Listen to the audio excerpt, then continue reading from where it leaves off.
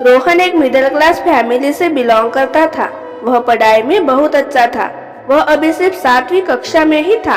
उसके पिताजी छोटा मोटा बिजनेस करते थे और घर चलाते थे, लेकिन कुछ दिनों बाद उनका बिजनेस में मन लग नहीं रहा था।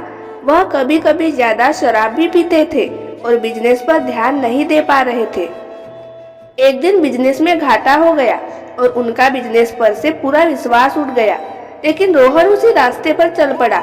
उसे अपने पिताजी के बिजनेस में काफी इंटरेस्ट था और वह वही बिजनेस करना चाहता था, इसलिए उसका मन ज्यादातर उस बिजनेस में लगता। और वह कुछ दिनों के बाद पिताजी का हाथ बटाने लगा, पिताजी के साथ काम करने लगा और उन्हीं के साथ रहने लगा। धीरे धीरे उसने अपने पिताजी की जगह ले ली। वह स्कूल भी जाता, पढ़ाई भी करता और बिजनेस भी संभाल लेता। ऐसे 2-3 साल बीत गए। अब रोहन बड़ा हो रहा था। पिताजी ने बिजनेस छोड़ने का फैसला कर लिया और खेतीबाड़ी करने का फैसला ले लिया और इसमें बेटे ने पूरा सपोर्ट किया।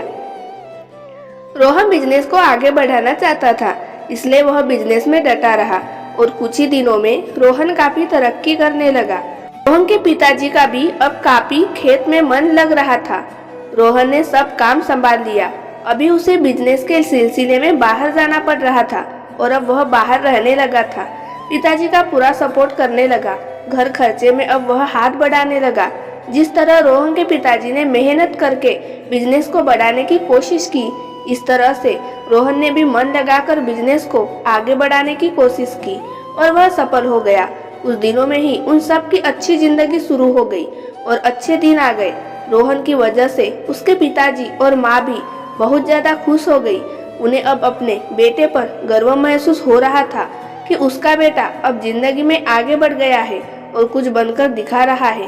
रोहन की तरक्की से उसके माँ बाप काफी ज्यादा खुश थे। इसी तरह से रोहन ने अपने घर की पूरी जिम्मेदारी ले ली और खुशी से बिजनेस की तरफ ध्यान भी देने लगा और पढ़ाई भी पूरी करने लगा।